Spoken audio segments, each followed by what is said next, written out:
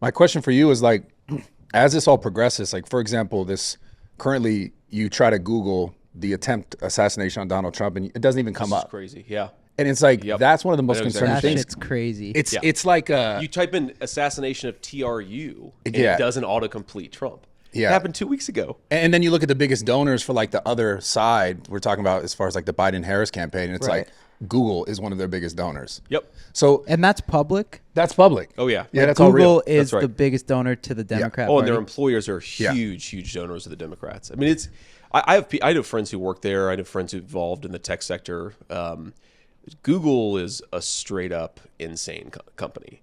The people, the senior leadership, the people who run the search algorithms, it is effectively a left wing propaganda machine.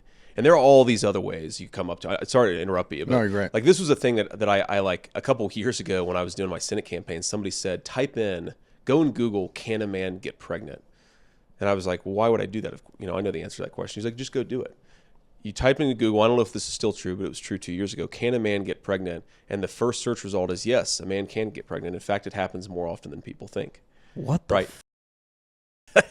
It's a weird company, but it actually, you realize it controls the flow of information in our country. But that's what's scary because like most people are not going to do like any sort of research or looking in deeper, Yeah. and they just take it for face value.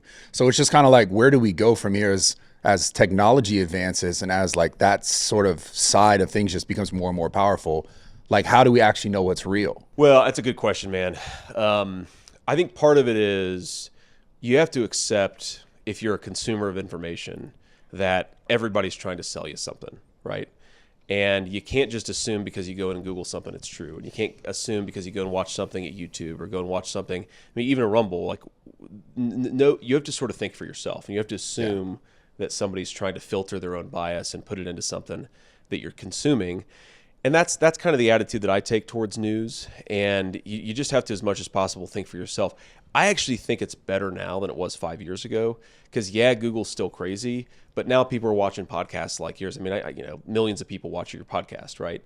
So just this movement of people thinking for themselves, I think, is a much bigger deal and has changed the way we consume information. And we just have to keep on going down that pathway of being skeptical, thinking for yourself, consuming alternative sources of information. And that's probably how you break the fever. But it is a problem, right? Yeah. Let me give you another example of Google, right? So what do you think is the biggest email client in the world? It's probably Gmail. In fact, I'm almost certain it's Gmail. Yeah. Right? I use Gmail, so I'm not criticizing. But one of the main ways we fundraise for political campaigns in our country, I don't know how they do it in Canada, but you send text messages, right? Or you send emails.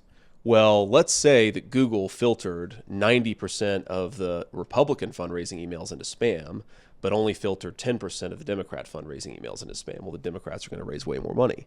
That's not hypothetical. That is exactly what happened. In fact, we've tried to file a lawsuit against Google to try to get that changed. But there are all of these weird, subtle ways where Google and companies like it try to control the flow of information. And I think the long-term solution, just one more thing on this, is we have to promote a culture of technology innovation where new companies can take on the big guys. Because in Silicon Valley, the big tech companies, they're all crazy, right? They're all dominated by insane people.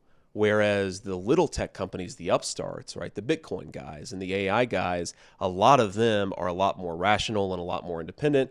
Maybe they're libertarian, maybe they're liberal, but they at least think for themselves. We got to empower them to try to take on the big incumbents. And that's one of the things these guys try to prevent.